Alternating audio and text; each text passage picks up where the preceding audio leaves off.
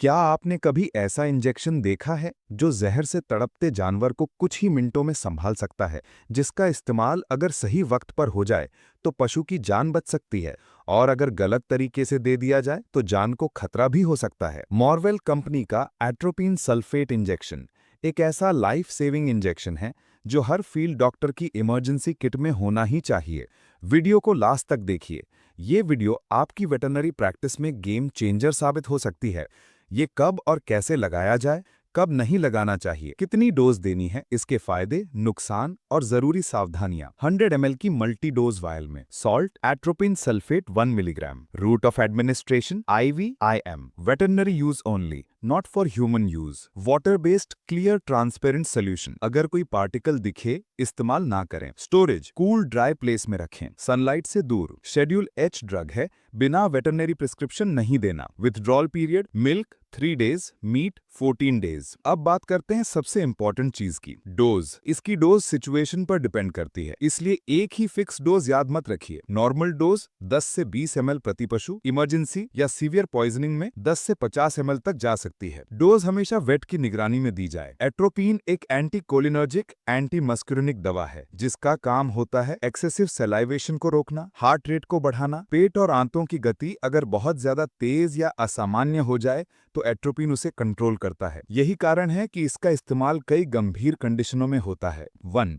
Poisoning cases. Symptoms लार गिरना, कंपन, सुस्ती, पेट दर्द। इससे हार्ट बीट को भी नॉर्मल किया जा सकता है। 2. Heart rate. गाय में यदि हार्ट रेट 84 बीपीएम से कम हो और भैंस में यदि हार्ट रेट 60 बीपीएम से कम हो तभी ये दवा लगाना सुरक्षित और फायदेमंद माना जाता है। अगर पशु की हार्ट रेट पहले से ही ज्यादा है तो इस दवा का इस्तेमाल नुकसानदायक हो सकता है, क्योंकि ये दवा हार्ट रेट को और भी तेज कर सकती है जिससे कार्डियक रिस्क बढ़ जाता है। 3. एक्सेसिव सलाइवेशन यानी ज्यादा लार गिरना। अगर पशु के मुंह से अत्यधिक लार गिर रही हो तो इसके पीछे कई कारण हो सकते हैं, जैसे पॉइजनिंग यानी जहर का असर, गैग रिफ्लेक्स यानी गले में उत्तेजना या उल्टी जैसा महसूस होना, चोक यानी गले में रुकावट या फंस जाना। ऐसे मामलों में लार गिरना एक अर्ली वार्निंग साइन हो सकता है। इसके अलावा ये दवा सर्जरी से पहले भी दी जाती है ताकि एक्सेसिव सलाइवेशन को रोका जा सके और एस्पिरेशन यानी लार या अन्य फ्लूइड्स का फेफड़ों में जाने से बचाव किया जा सके। एस्पिरेशन न्यूमोनिया से बचाने के लिए ये एक बहुत जरूरी प्री ऑपरेटिव उपाय है। 4. चोक।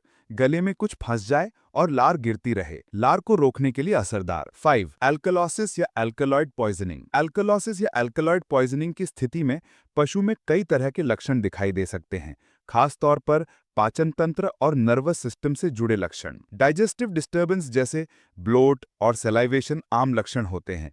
इसके साथ साथ नर्वस डिस्टर्बेंसेस जैसे बेचैनी, कंपन और असामान्य हरकतें भी देखी जा सकती हैं। Side effects. एक्सेस सलाइवा बंद हो जाती है लेकिन पाचन क्रिया यानी डाइजेस्टिव प्रोसेस स्लो हो सकती है। अगर पहले से ही हार्ट रेट तेज है तो इस दवा को लगाने से कार्डियक डिस्ट्रेस हो सकता है। ह्यूमन मोटिलिटी कम हो सकती है यानी कि जुगाली रुक सकती है और इसका मतलब है कि पशु का पाचन धीमा पड़ जाएगा। मुंह और गला सूखने लगता है जिससे पशु को बेचैनी हो सकती है। गर्भवती पशुओं में विशेष सावधानी। अगर प्रेगनेंसी के दौरान ज्यादा डोज दे दी जाए तो इससे अबॉर्शन का खतरा भी बढ़ सकता है। कभी भी बिना वेट के सलाह के ना दें। अब खास बात, किसी और इंजेक्शन में मिक्स ना करें। NS या DNS में IV ड्रिप के रूप में दिया जा सकता है। IV देने पर रिजल्ट तुरंत और अच्छा मिलता है। इमरजेंसी में ये इंजेक्शन तुरंत असर करता है। तो दोस्तों, ये थी एट्रोपिन सल्फेट इंजेक्शन की पूरी जानकारी। अगर आपको वीडियो पसंद आया हो तो सब्सक्राइब करें, लाइक करें, कमेंट करें, शेयर करें।